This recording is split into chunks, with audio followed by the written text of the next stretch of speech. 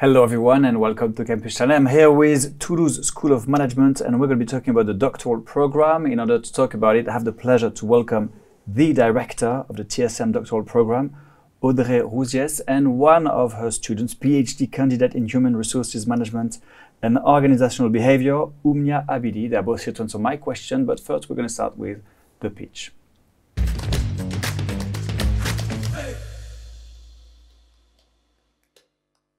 So the pitch, Audrey, is 60 seconds to tell us roughly what the doctoral program and Toulouse School of Management is about. Are you ready? I am. Then I'm listening. Well, so Toulouse Doctoral Program is a 5-year program, 1 year of MSc plus 4 years of PhD program, fully taught in English. And we have 5 tracks, the main tracks in management sciences, so accounting and control, marketing, finance, organizational behavior, and strategy. And of course, our students have sort of transversal topics. For instance, at the moment, we have a lot of students working on sustainability, AI, that are, of course, topics that go across the disciplines. So one of the characteristics of this program, it has, as I said, it's fully taught in English, highly international. We have 75% of international students. And we have the EFMD accreditation for this program, which grants us a high standard of quality for our students. All right, thank you very much. And we're going to go much more into details, but first, how to apply through the admissions.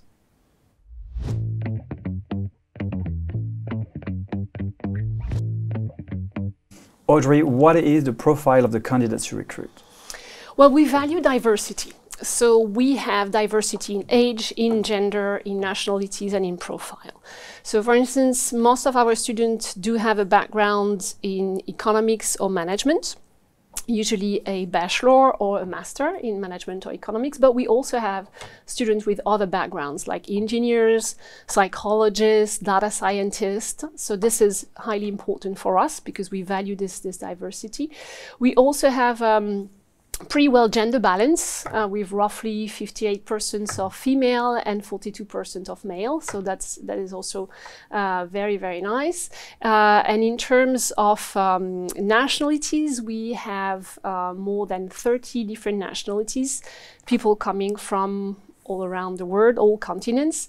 So yeah, because we really try to foster this international environment, a true international environment where you don't have a full bunch of, let's say, Chinese or a full bunch of, from other nationalities. So we try to mix as much as we can. Oumnia, what was your background? Well, my background is in management and languages. And so to add on to that, actually, the diversity, I actually noticed it as well with my colleagues coming from different walks of life, also different ages, different levels of experience. For example, in my case, I came from a master's and then did a gap year where I worked a little bit more and then decided to start the PhD. But I had colleagues who had similar profiles as me and others who had longer experience, 10, sometimes 20 years of experience before choosing to do a PhD. And that was very valuable for all of us to learn from each other as well and to compare our experiences. All right, so diversity is the key word here. What are the recruitment criteria? So they are visible on our website first, but maybe to give a bit more info about that, yes. We have several criteria. The first one is, of course, the motivation. Then we look at the academic transcripts of the students. Of course, we want good students. We look at, they have to provide us with a research proposal. I'll say a bit more about that. A motivation letter. And of course, they have to prove their English proficiency, either with classical tests, like TOEFL, TOEIC, or also if they have had an experience in their bachelor, if they've done 2 years of teaching in English, then it's fine for us also as a signal. So going back to the motivation letter, for us is very important. We really want to know who they are, why they're coming to us, in particular, why is research so important for them? Do they want to go to academia afterwards? Do they have already spotted a potential supervisor for their MSc and their PhD thesis? And also concerning the research proposal, here it's crucial because to be honest, we see more and more research proposals that are AI generated. All right. this is highly visible. This is, I mean, I'm an AI detector myself. It's just something that we want to avoid because we really want to know who they are, what they are interested in, what is the topic they want to investigate, and how this topic will have impact both for theory and for practice. And thus, we receive around 300 applications per year. So when you scan through them, you can clearly identify those who are AI generated. They look all the same. So please avoid that. That will be my signal to the applicants. Okay, so any other tips? I mean, apart from don't go on ChatGPT to produce the research proposal? So the main tip is tell us who you are, really, because we really want to know what is different, what is significant as far as your background, as far as your experience. That is something that we highly value because, as we said, we value diversity and we really want people who have a specific profile. Also because then for us, it's easier to sell our students on the job market. When they already have something special when they come in, then it makes our life also easier. So tell us, they have to tell us who they are, why they want to do research. You have to be passionate to be a researcher, so show us that you have that passion. Do you remember your research proposal? I do, but I'm not very proud of it now with the outlook that I have and the training that I received in the meantime. But it's actually not the topic that I'm working on, but it had to do with CSR and employee perception of corporate social responsibility. But nowadays I switched and I'm working on non-native accents in the workplace. Well, I guess it's the work of Absolutely. TSM as well, helping you achieve. It's not because you arrive with a research proposal that you will end up with this one. Most definitely. So you don't need ChatGPT. Yes. You need Toulouse School of Management to exactly. reach a good one. What activities or events are organized as part of the doctoral program to facilitate student integration? Well, actually, we have many things that are offered to doctoral students, starting from the MSc and all the way throughout the PhD. Starting with the Welcome Week, every year we start with a week-long week full of different events that allow the students to arrive and get settled in the program, also get to know each other, get to know their buddies that are assigned to them. Then we have social events throughout the years that are organized by me and my social delegate friends, other PhD students who we volunteer for the program, and one of the things we do is organize these social events that can be any events, basically sports events. We go out on after work. We've also done day trips to other cities. Some of these events are actually funded by the TSM doctoral program. And then we also have different local workshops and conferences. We'll talk about the Engage EU Alliance later, but for example, that's one of the workshops that in May will allow PhD students to be part of a local event that allows them to network, talk about their work, and there's also this social element. I'm not sure if I'm forgetting anything. No, I think on top of that, the courses. Of course, yes, absolutely. And the fact that you are part of, the students are also part of the research lab. Yes. So there are 3 research labs in our doctoral school, TSM Research, TBS Research, and LGTO. And those 3 labs have a social life as a lab. So a PhD student can go to the seminar of the lab, can participate in the conferences organized by the lab. So that's also part of the entire research experience that they can get. You mentioned buddies, so you have a buddies when you enter the doctoral program? Yes. So in the MSc, actually, as a way to help these new students get familiar, they get assigned a PhD student who is already in the program as a buddy.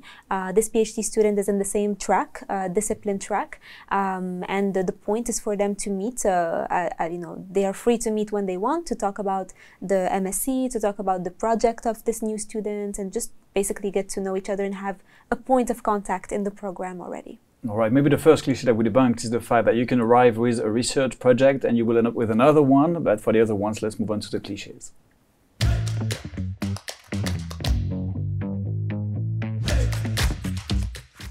The cliché stories are about preconceptions, ideas that you might have had before applying once you've applied about Toulouse School of Management, Toulouse, the city, doctoral program, anything that comes to your mind? Audrey, what would be the first cliché that comes to your mind? So one thing you may think about is coming to Toulouse, southwest of France. You need to speak French to join our program. Or play rugby. Or play rugby. That is indeed a crucial point.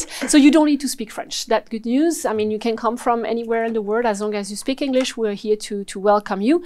However, you are highly encouraged to learn French. And then we provide French courses for our students so that they can, along the PhD, improve or learn French. Yeah, for 5 years you have time to learn French. Indeed. All right. Do you have any friends who've learned French for those 5 years? Absolutely, and I'm seeing many of them progress, and they're very proud to do it. Of course, it's tricky with the PhD thesis to find time, but with the local classes, they are able to do it, so it's great. And what about your cliché?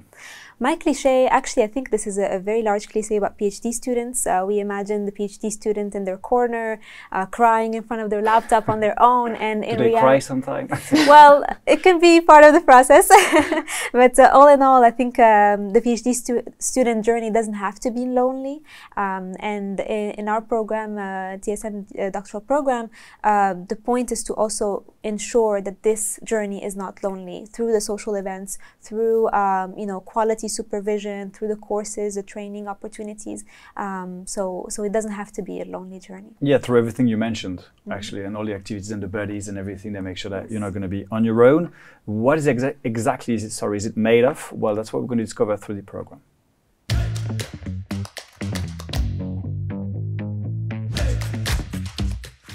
So Audrey, what is the structure of the program? So it's a 5-year program, with the first year being a Master of Science. That is very important. That's one of the characteristics of our program. We want our students to take this first year that we see as a sort of test year, in a sense where students can test themselves as potential researchers, where we can also test themselves as potential researchers. This year is organized around 3 main steps. The first one is September, December, a lot of method courses, theory courses, disciplinary courses. And then January, February, advanced courses, and it's also the moment when they can choose their supervisor for the MSc thesis. And then the rest of the year, so let's say April, June, is dedicated to time to work on the MSc thesis, writing up the MSc thesis, starting the collaboration with the supervisor, who will probably become the PhD supervisor. And if so, after this first year, most of our students are successful, and when they meet the criteria, that is, you have to get an average grade above 12 out of 20 and a grade for the MSc thesis above 15 out of 20. If you tick those 2 boxes, then you can go in front of the board, the TSM Doctoral Program Board, to pitch your PhD project for 10 minutes, followed by 10-minute questions. And then based on that, you can get access to the PhD with the doctoral contract. So you get an actual contract, you're an employee of the university, and you get paid then to do your PhD for the following 4 years. And during those 4 years, the training will continue. So you also get advanced courses as part of what we call the Master of Philosophy. So the Master of Philosophy is organized in 4 years, and you get some training in the first year, roughly 100 hours, and then 30 hours on the 3 following years. And with a sort of progression from being an early stage researcher to being ready to go on the job market. So for instance, on the last year of the MPhil, all the training is geared toward placement, mock interviews, and things like that, to really help our students to, as soon as they graduate, find a job. So that's how it is, 1 year plus 4 years. And what is very important is that this first year is not funded. So that is one aspect that the applicants have to bear in mind. So they have to have either a bit of saving, because it's a full-time program.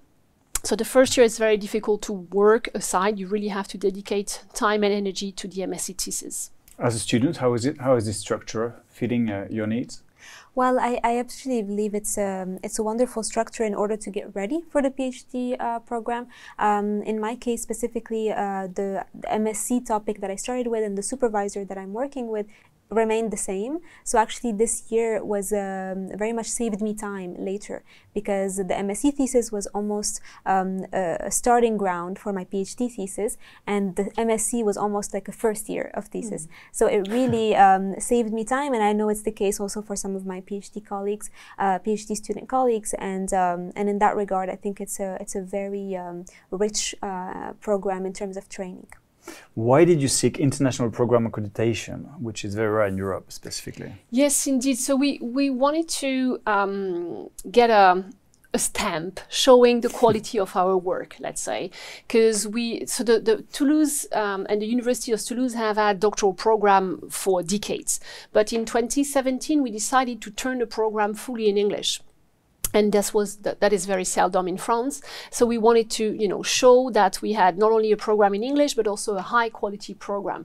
And the EFMD accreditation grants us this information to the market that, look, this is a good program that is accredited by this association that accredits best business schools around the world. So that was for us an important signal to prove that we are a high quality program, and also that we pay attention to constant quality improvement.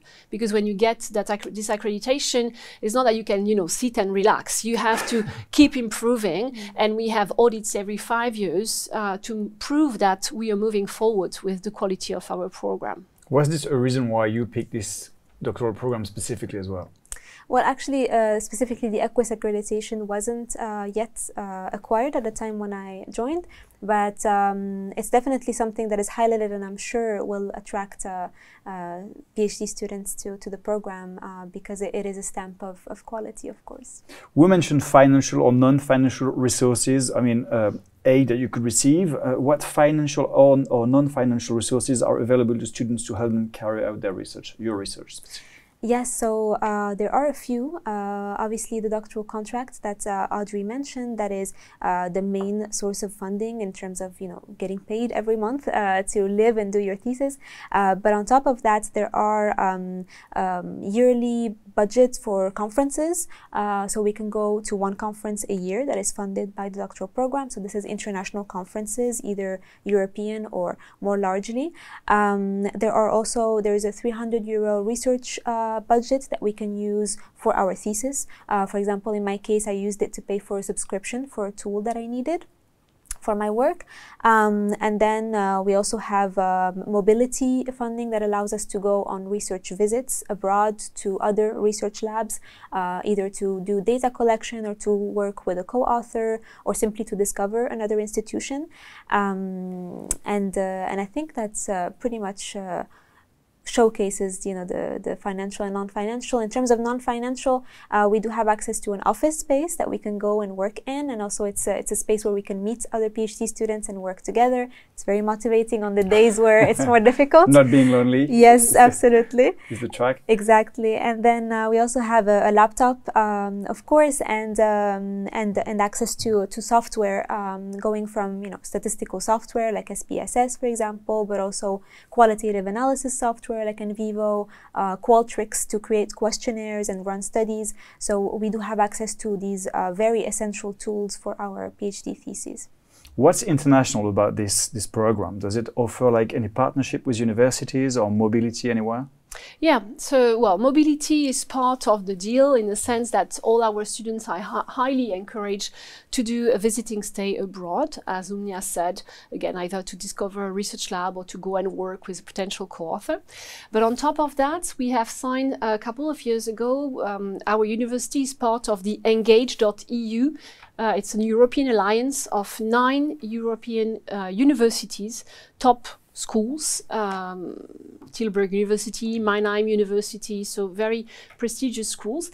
And the idea of this network is to facilitate mobility between the different places. So our students get either invitation to go and do some workshops in the partners universities, or also they can get some extra training. So on top of the training they receive at TSM, they may need something very specific that is taught in Mannheim, and thus they get access to that.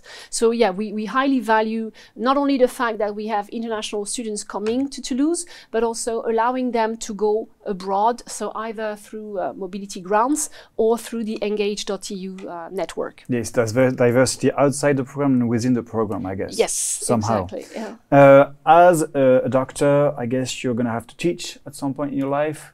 Do you have any opportunity to teach within the doctoral program? Yes, we do. And starting from the first year as a PhD student, you start teaching. It's a progressive approach. So you start with 15 to 21 hours in the first year, which is very manageable. And then it keeps progressing. So for the second and third year, we do go up to 64 hours of teaching. So this obviously represents multiple courses, bachelor, master's level. It can be also professional courses. And so it really depends on each PhD student, what they teach. But there are teaching opportunities, and actually they are required. If you have a doctoral contract, you have to teach. And if you are a CIFRE student, so you are funded by a company, in that case, that's the only case where you cannot teach as a PhD student. Yes. Do you remember some of the courses that you taught? Yes, and I'm still very much teaching them. There is one I'm teaching tomorrow at 9 a.m., for example, and it's titled Perspectives and Trends in International Human Resource Management. And this course is meant for last year master's students who are also doing apprenticeship. So it's a very interesting course for them and for me as well. I was going to ask, is there an added value to teach as well? Are you learning as much as you're teaching? 100%, yes, especially when it comes to courses that are meant for more advanced levels. You know, they are working in a company and they have spent a long time in university, so the point is to interest them and to make sure there is a lot of interaction. So this forces me also to develop myself and my knowledge in order to be interesting and to teach these students something that they don't know. We mentioned several times how Toulouse School of Management was helping you, supporting the students. What kind of administrative and academic support do doctoral students receive during their program? Yes, so in terms of administrative support, we do have help from two full-time employees who are helping us in terms of scheduling, in terms of also when it comes to going to a conference, there are administrative steps that we need support for. And in terms of non-administrative support, of course, there is the supervision element, the academic support that we get from our supervisor from the program in terms of courses and training. And I don't know if there's anything to add, but there's maybe something that we did not mention is that, as I said, the program is organized around 5 tracks, yes. And each track has a track coordinator. So, like I'm the track coordinator in strategy, but I'm working very closely with 4 other colleagues who are specialists in their discipline and who can support the PhD students on top of the supervisor. So it's an extra, let's say, resource, an extra point of connection for the students, and also. We have what we call annual advisory panel. So those panels are organized with members, an external member, so someone who's not from our research lab, a specialist and a non-specialist of the discipline of the students. And the idea is that every year the student will come to this panel, present his or her progression, and get feedback from the panel. And the panel remains the same from day 1 till the defense. So it's very useful for the students because they can get insightful elements on their progression, on what is still needed for them to get to the defense. So yeah, on top of it's true that the supervisor is really the core resource for the PhD students, but we try to make it also collegial in a sense to make sure that they can get multiple sources of improvement, let's say. I kind of sense the answer, but I have to ask, especially nowadays, can it be carried out remotely? So no. While we were, that's a very sharp no, because we've been very flexible during COVID. However, the essence of the program, if I may say, even the DNA of the program is come to Toulouse, come and meet us, come and work with us. We are international, but you're going to also learn from being in Toulouse. You're going to learn from coffee meetings. You're going to learn from corridor meetings. This whole experience is very important for us and highly valued by our graduates. So that's why we trust that, of course, we can be flexible. And sometimes, like I was sick last week, and indeed I taught online because I didn't want to spread the flu. So of course we are flexible, but the core of the program is the fact that we live together, and the students live the lab life, and that's also what is very important. And it feels like it would a bit defy the purpose as well, because like you mentioned many times, the fact that you're surrounded by your peer and that you can actually have like social interactions add to the program as well. Absolutely. So would you advise someone to have it remotely? Well, I know. I think if you don't want to fall in the cliche of being lonely, no, you have to be in person in order to benefit from everything that the program has to offer. All right, so what do you do once you've graduated after those 5 years? Well, let's discover that through after.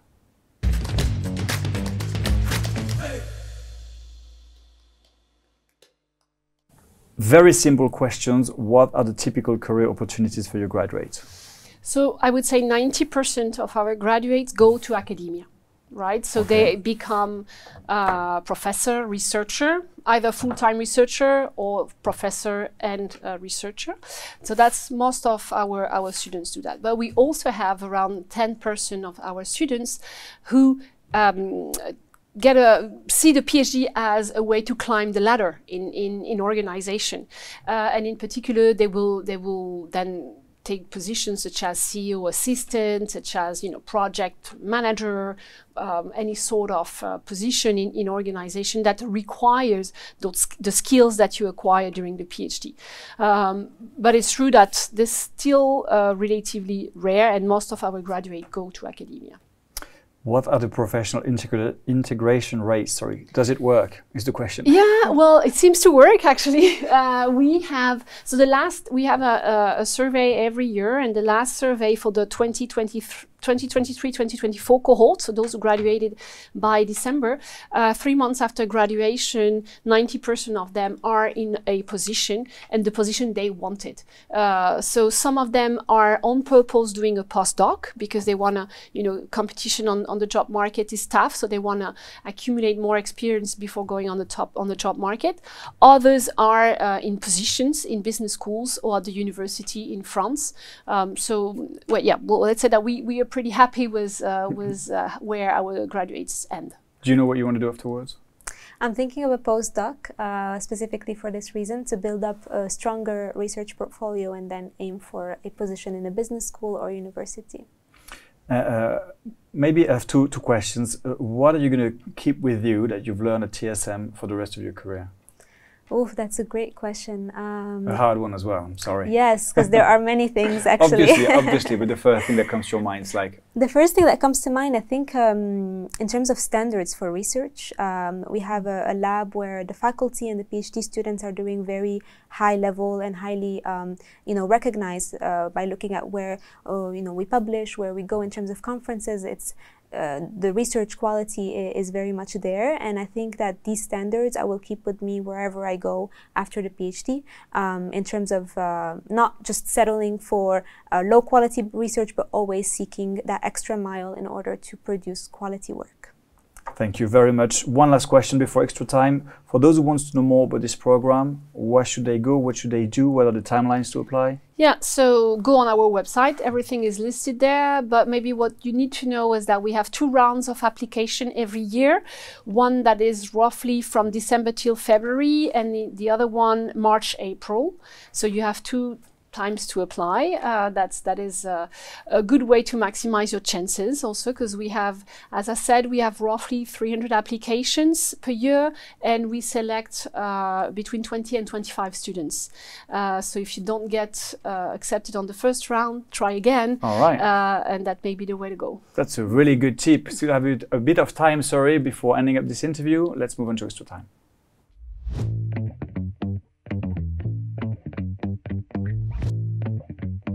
That's a good cliche as well. You can apply twice. That's really good. That's and not only once.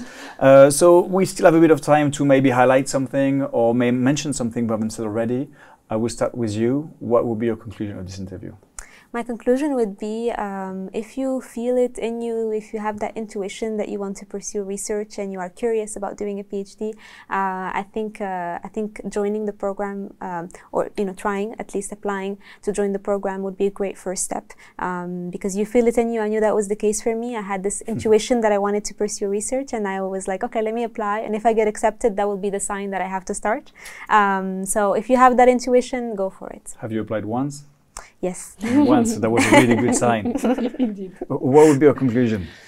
Maybe two things. One thing to add, we were talking about the fact that our students are teaching while doing their PhD. Something that we forgot to mention is that they receive also a training on how to teach. And this is part of what our accreditation body recommended us some years ago, to say, look, if you want your student to teach, you have to help them with teachers' pedagogical practices, because it's not something you have to learn how to teach. So we provide that training, and that's something we forgot to mention. And maybe another thing, going back to what Umnia just said, we have, being a French university, we have this humility, I would say, and we don't like to show off, but I will show off for a few seconds and say that indeed we have a great research lab. We have, as I said, we have 3 labs that are part of the doctoral school, out of which one is a CNRS lab that is a very good stamp, another very important